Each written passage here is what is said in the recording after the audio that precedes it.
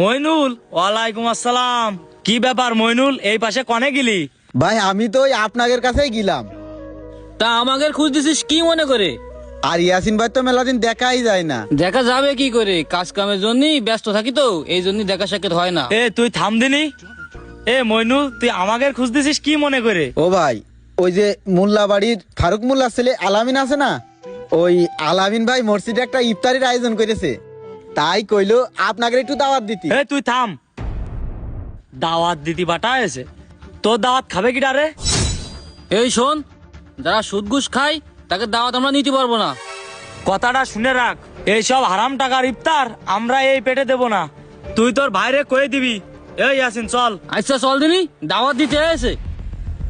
যার কাছে যাচ্ছি দাওয়াত নিয়ে সেই রাগ করতেছে। আমি আর কারো কাছে দাওয়াত নিয়ে যাব না, যাওয়াই হোক, আল্লাহ আল্লাহ করে চলে যায় বাড়ির দিকে। ভাই শুনেছেন তো, গ্রামের প্রত্যেকটা মানুষই আপনার বিপক্ষে কথা করছে। ভাই একটা বার চিন্তা করে দেখেছেন কত বড় সাহস?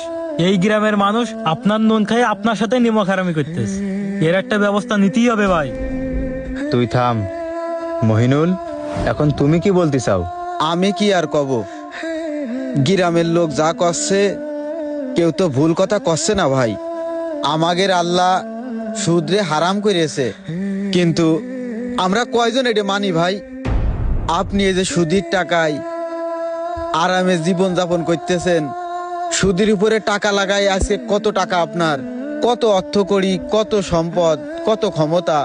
দেখেন ভাই, আজকে যদি আপনি চোখ বোঝেন এই দুনিয়াতে চলে যান, আপনার এই অর্থ সম্পদ টাকা পয়সা এইগুলোর কোনো মূল্য নেই ভাই।